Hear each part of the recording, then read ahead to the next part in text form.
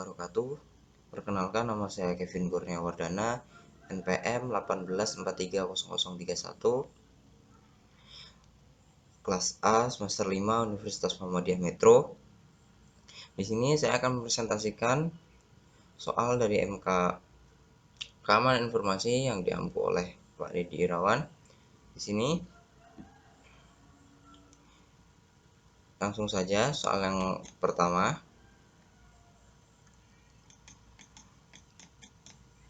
Kebijakan dan hukum apa yang diterapkan di negara Indonesia untuk melindungi privasi informasi? Hukum yang terdapat di Indonesia tentang privasi informasi. Pasal 28G ayat 1 Undang-Undang Dasar Negara Republik Indonesia tahun 1945 atau UUD 1945 berbunyi, setiap orang berhak atas perlindungan diri pribadi, keluarga, kehormatan, martabat, dan harta benda yang di bawah kuasaannya, serta berhak atas rasa aman dan perlindungan dari ancaman ketakutan untuk berbuat atau tidak berbuat sesuatu yang merupakan hak asasi. Senada dengan pasal 28G ayat 1 UUD 1945, pasal 2 Undang-Undang Adminduk mengatur bahwa setiap penduduk mempunyai hak untuk memperoleh dokumen kependudukan, pelayanan yang sama, pendaftaran penduduk dan pencatatan sipil, perlindungan atas data pribadi, kepastian hukum atas pemilikan dokumen, informasi mengenai data hasil pendaftaran penduduk dan pencatatan sipil atas dirinya atau keluarganya, dan ganti rugi dan pemulihan nama baik sebagai akibat kesalahan dalam pendaftaran penduduk dan pencatatan sipil serta penyalahgunaan data pribadi oleh instansi pelaksana. Undang-Undang Nomor 11 Tahun 2008 tentang Informasi dan Transaksi Elektronik atau UU ITE sebagaimana telah diubah dengan Undang-Undang Nomor 19 Tahun 2016 tentang perubahan atas Undang-Undang Nomor 11 Tahun 2008 tentang Informasi dan Transaksi Elektronik atau UU Nomor 19 Tahun 2016, kecuali ditentukan lain oleh peraturan perundang-undangan. Penggunaan setiap informasi melalui media elektronik yang menyangkut data pribadi seorang harus dilakukan atas persetujuan orang yang bersangkutan. Dalam pemanfaatan teknologi informasi, perlindungan data pribadi merupakan salah satu bagian dari hak pribadi atau privacy right. Hak pribadi mengandung pengertian sebagai berikut. Hak pribadi merupakan hak untuk menikmati kehidupan pribadi dan bebas dari segala macam gangguan. Hak pribadi merupakan hak untuk dapat berkomunikasi dengan orang lain tanpa tindakan memata-matai. Hak pribadi merupakan hak untuk mengawasi akses informasi tentang kehidupan pribadi dan data seseorang.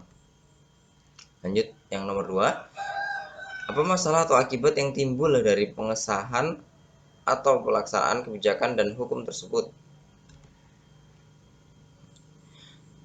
Jawabannya, akibatnya negara wajib melindungi setiap warga negaranya yang memuat keterangan tentang cacat fisik atau mental, sidik jari, iris mata, tanda tangan, dan elemen data lainnya. Pelanggaran atas ketentuan ini dikenakan sanksi administratif berupa pencabutan hak akses pengguna, pemusnahan data yang sudah diakses, dan denda administratif sebesar 10 miliar. Nah, dan di materi nomor 3 ini adalah materi yang didapatkan saya dari setelah saya merangkum video di YouTube. Dan yang saya dapatkan adalah apa saja sih data pribadi itu? Yang pertama, nama lengkap. Yang kedua, nomor HP. Yang ketiga, alamat. Yang keempat, emergency contact. Nah, emergency contact ini adalah tandanya bahwa itu adalah kerabat dari kita. Kemudian KTP, KK, lalu KTP, dan yang ketujuh nama ibu kandung. Nah, nama ibu kandung ini biasanya dibuka untuk buka rekening bank. Lanjut, yang ke-8 foto selfie, yang ke-9 nomor rekening, yang ke-10 slip gaji. Lalu yang kedua, penyebab kebocoran data pribadi dan cara menghindarinya. Penyebab kebocoran data pribadi, yang pertama, pinjaman online yang tidak aman. Nah, contohnya di sini adalah phishing ya, phishing. Nah, contohnya, misalnya nih, ada orang yang menawarkan ada orang yang tiba-tiba SMS yang nggak dikenal. Nah, di situ dia bilangnya bahwa Anda itu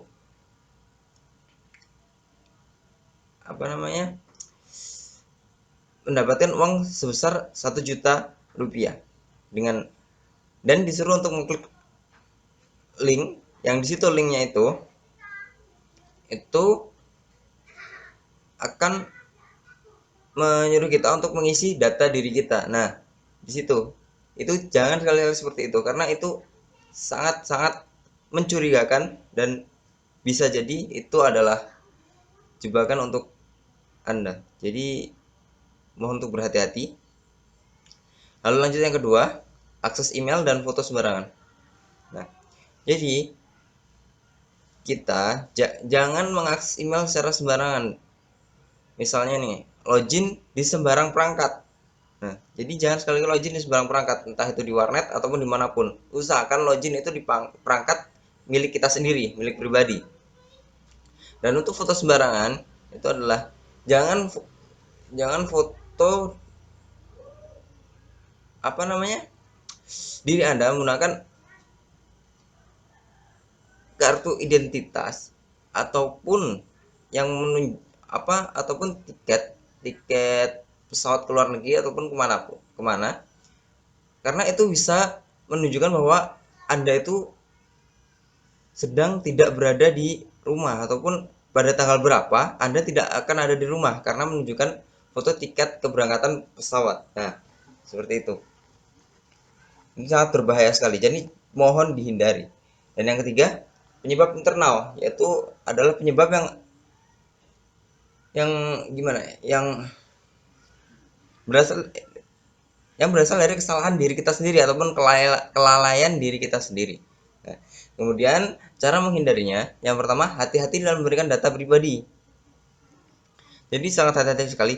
Dan misalnya nih, apabila kita ini mendaftar ke suatu website tertentu dan kita diberikan syarat untuk memasukkan data pribadi kita. Nah, di sini kita harus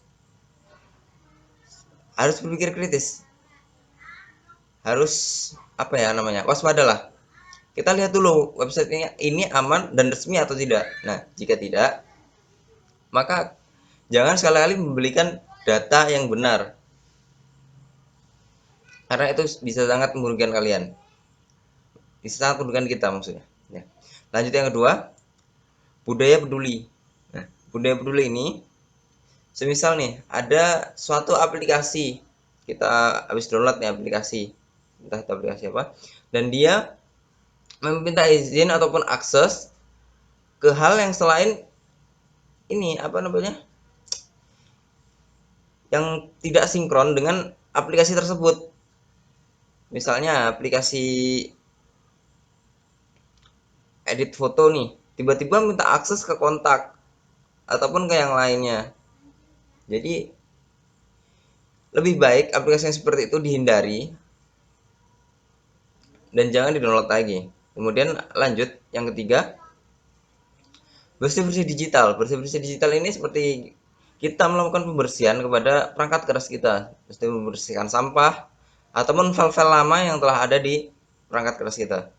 Kemudian yang keempat, negara harus hadir. Negara hadir itu adalah negara harus melindungi warga negaranya,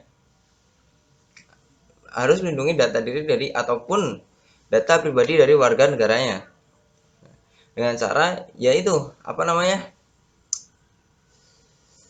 memastikan bahwa undang-undang dan peraturan semuanya berjalan dan berlaku di seluruh Indonesia. Nah, kemudian yang terakhir, jangan unggah scan foto.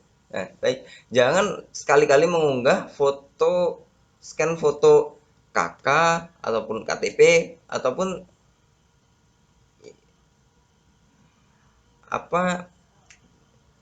hal-hal yang mengandung data Anda ke sosial media.